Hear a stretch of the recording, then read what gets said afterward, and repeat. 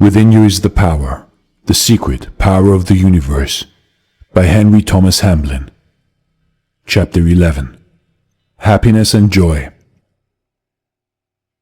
Deep down in every heart is an unquenchable desire for happiness.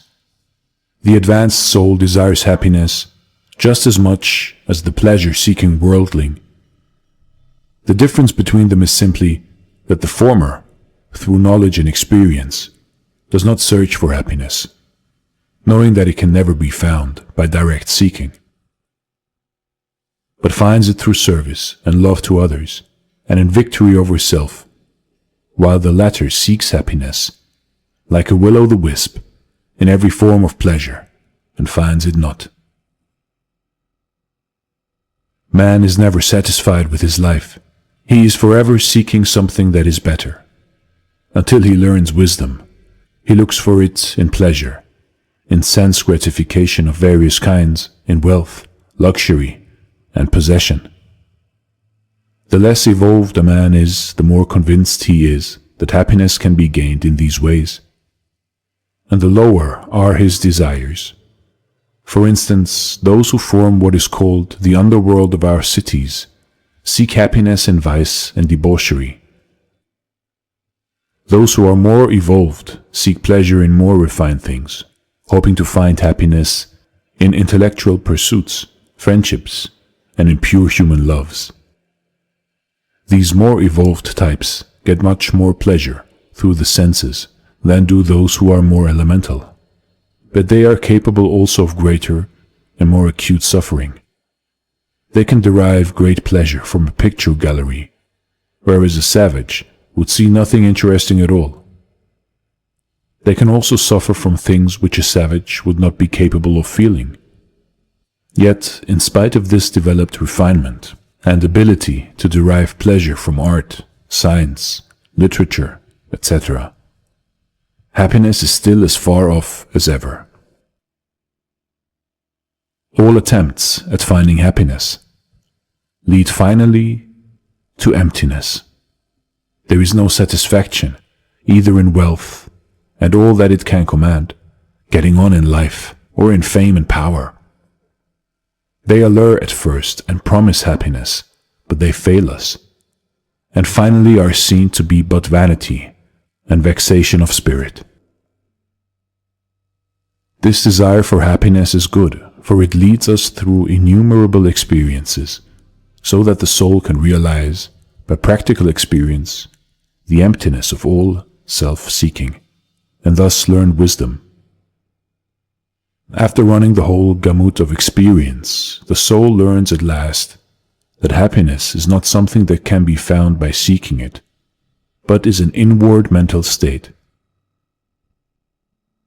Although work well done brings a quiet sense of satisfaction, and success in one's career may also be a source of gratification for a short time, yet even these cannot satisfy the deep longing of the soul. Happiness, however, is to be found in service, not if we seek happiness in service and serve in order to be happy, but if we serve others for the sake of serving. We find the only happiness that will endure and satisfy. One has only to observe the lives of those who are always selfishly seeking and grabbing, who are hard in their dealings and always looking after number one, in order to see how impossible it is for self-seekers to be happy. It does not matter whether they acquire riches or remain poor. They are equally unhappy. In contrast to this, you have only to go out of your way to do a kind and perfectly disinterested action and experience the glow of sheer happiness that it brings, in order to realize that you are dealing with a law of life that is as sure and unalterable as the law of gravitation. There must be a purpose in life, and this must have for its object the betterment of the lives of others, either few or many. The law of service must be obeyed, otherwise there can be no happiness. This may fill some readers with dismay, for they may be employed in an occupation that apparently does no good to anybody. They may feel that if they were engaged in some noble enterprise for the uplift of humanity, then they could truly serve. But in their present occupation this is impossible. To think thus is very natural, yet the truth is we can all obey the law of service, and can begin now, in our present occupation, no matter what it may be. We have only to do our daily work, not as a task which must be got through in order to bring us a living, or because it is expected of us that we should work, but as an offering of love to life and the world, in order to come into harmony with the great law of service. Our ideas and values with regard to occupations are altogether erroneous from the inner wisdom point of view. The scrubbing of a doorstep, if faithfully done in a true spirit of service, is of as much value and real importance as the writing of a deathless poem, or dying for one's country. We can never truthfully say that one act of service is of greater value or is more important than another. All that the higher law looks at is the motive. Therefore, if your motive is right, you can be engaged in the humblest and, apparently, most useless occupation, and yet be happy, because you satisfy the law of service.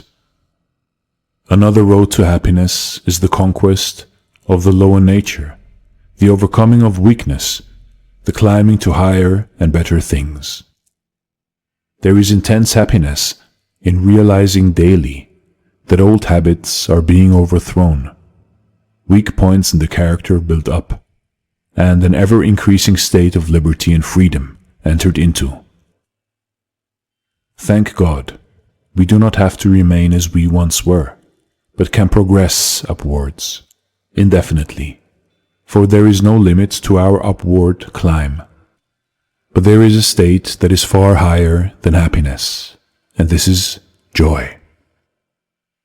Happiness comes through service and overcoming, but joy comes only to one who realizes his oneness with his divine source. The reality is ineffable joy. Behind the world of shadows is the real, spiritual world of splendor and delight. When the soul, after its immense journey through matter, time and space, at last finds its way back to its divine source, it becomes aware of this intense joy, too great to be described in words. It not only realizes that the reality is joy, and the universe filled, not with groans or sighing, but with the sweet, quiet laughter of freed souls. It also is filled itself with this ineffable joy. What has all this got to do with practical everyday life, it may be asked? Everything, for the one who possesses this quiet joy can never be defeated in life's battles. He has something within him that can never be quenched and which will lead him from victory to victory. Thank you so much for listening, and stay blessed.